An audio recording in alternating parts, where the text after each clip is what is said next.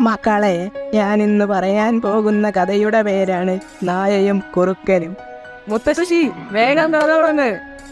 പണ്ട് പണ്ട് ഒരു കാട്ടിൽ ഒരു നായ ഉണ്ടായിരുന്നു. അവന്റെ പേര് സുഭാഷ് എന്നായിരുന്നു. ബോ എന്നെ ആർട്ടിസ്റ്റും എന്നെ കൂടെ ആയ ബരുതില്ല. അങ്ങനെ ഒരു ദിവസം ഒരു കുറുക്കൻ പേര് കുട്ടൻ നായയെ കണ്ടുമുട്ടുന്നു. എന്നോട് കൂടുമോ? നമുക്ക് എന്നേക്കുമായി നല്ലതായിട്ട് കൂട്ടുകൂടാം. ശനി എല്ലാരും പറഞ്ഞ് ചതിക്കുമെന്നാണ്. അങ്ങനെയൊന്നുമില്ല, അവർ ചുമ്മാ പറയുന്ന. അങ്ങനെ എന്നേക്കുമായി അവർ നല്ല കൂട്ടുകാരായി മാറി. പക്ഷേ ഒരു ദിവസം താൻ പോവുക, അതിന് പുതിയ കൂട്ടുകാരൻ കിട്ടി. മക്കളെ, കുറുക്കൻ ഒന്നും മിണ്ടാതെ വിഷമത്തോടെ മടങ്ങി. അങ്ങനെ ഒരു ദിവസം നായയുടെ പുതിയ കൂട്ടുകാരൻ അവനെ വിട്ടുപോയി.